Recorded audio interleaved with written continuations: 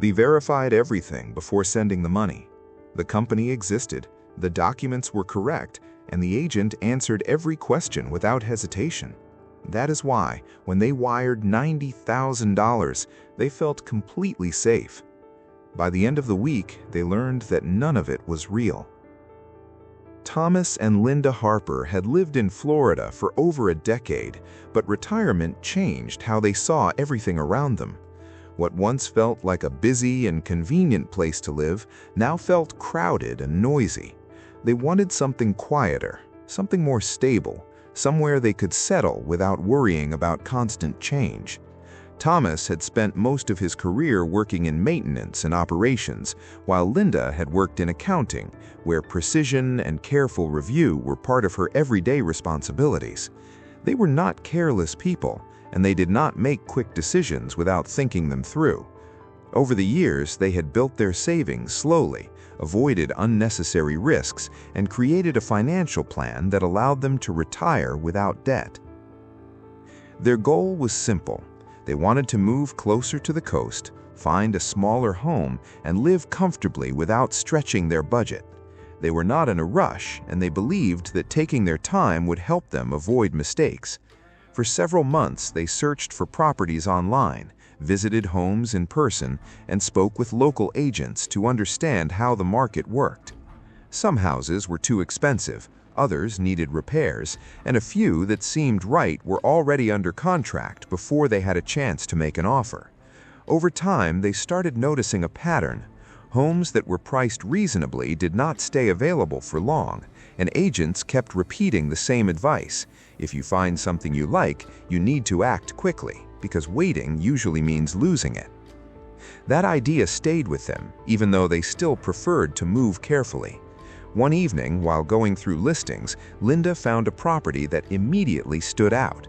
It was a modest home in a quiet coastal neighborhood with a clean layout, updated interior, and a small private backyard. The photos were clear, detailed, and consistent, showing a house that did not need major repairs and matched exactly what they had been looking for. The price was slightly lower than similar homes in the area, not low enough to seem unrealistic, but enough to feel like an opportunity that might not last long. The listing included contact information for an agent named Michael Turner, and without overthinking it, Linda decided to reach out. The response came quickly, but it did not feel unusual.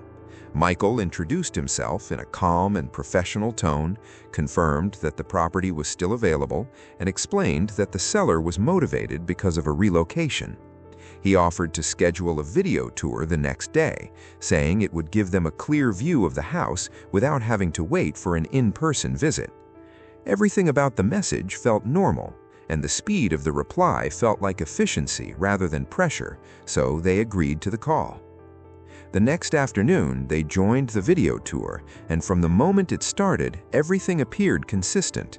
Michael was inside the house, walking through each room, showing details and explaining features in a way that felt natural and unscripted. The layout matched the listing photos, the lighting looked real, and the condition of the home was exactly what they expected. When Thomas asked about the roof and electrical system, Michael responded immediately and showed the areas on camera. When Linda asked about the kitchen and storage space, he opened cabinets and pointed out recent updates.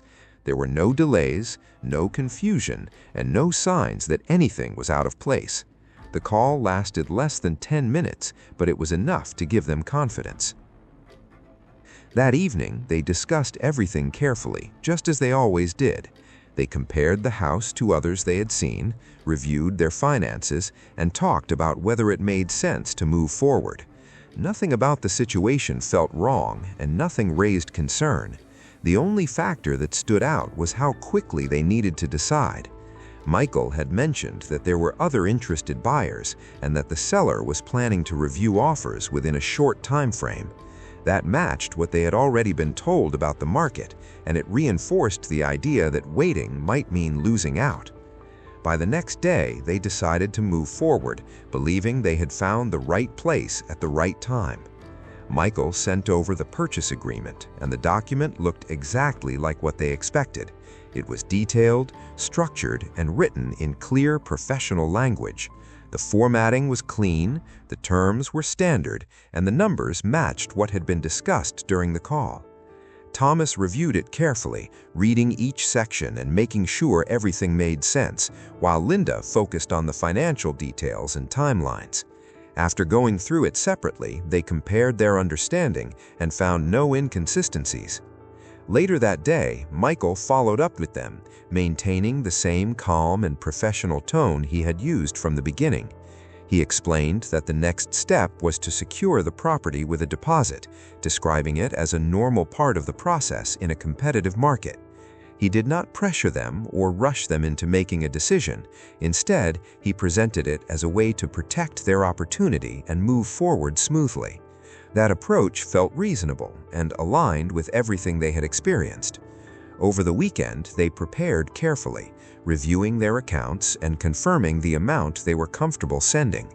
Thomas searched for the brokerage Michael mentioned and found a website that appeared legitimate.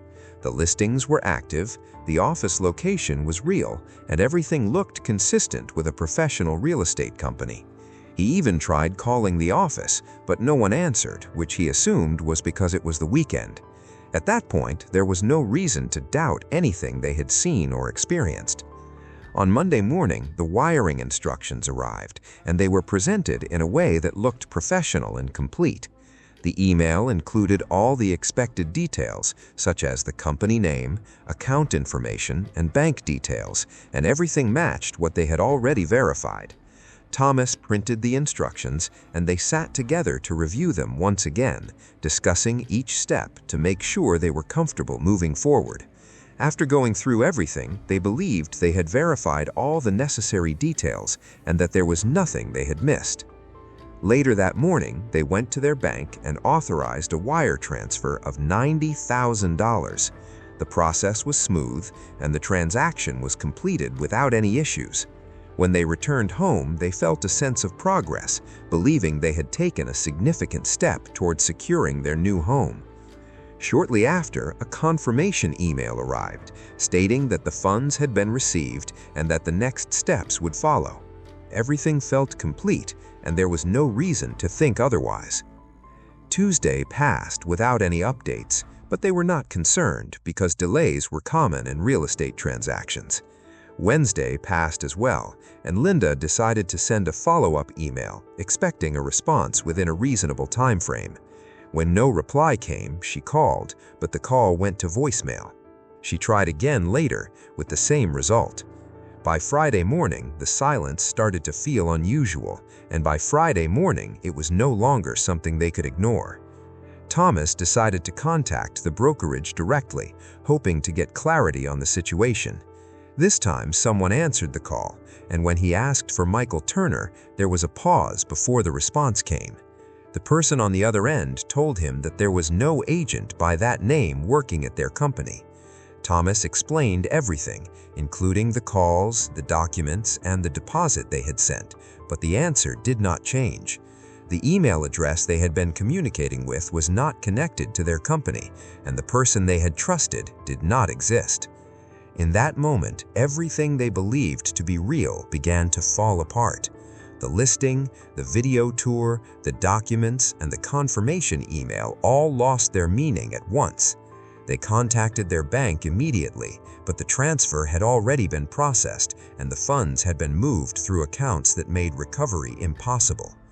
Investigators later explained how the scam worked, showing how the property was real but not for sale, how the images had been reused, and how the website had been copied to look identical to a legitimate business. They explained that the video tour had been pre-recorded and used alongside a live call to create the illusion of a real interaction, and that every step of the process had been carefully designed to remove doubt. Thomas and Linda did not make a careless mistake. They made a series of decisions that felt reasonable at the time, each one supported by information that appeared legitimate. That's what made the scam effective, and that's why it worked. The money was never recovered, and their plans had to change, forcing them to adjust their expectations and rethink their next steps. But the financial loss was only part of the impact, because what they lost went beyond money. They lost trust, not just in others, but in their own ability to judge what was real and what was not. Every future decision felt heavier, every opportunity required more verification, and every interaction carried a level of doubt that had not existed before. And that's what makes this kind of scam so dangerous, because it doesn't rely on carelessness, it relies on belief.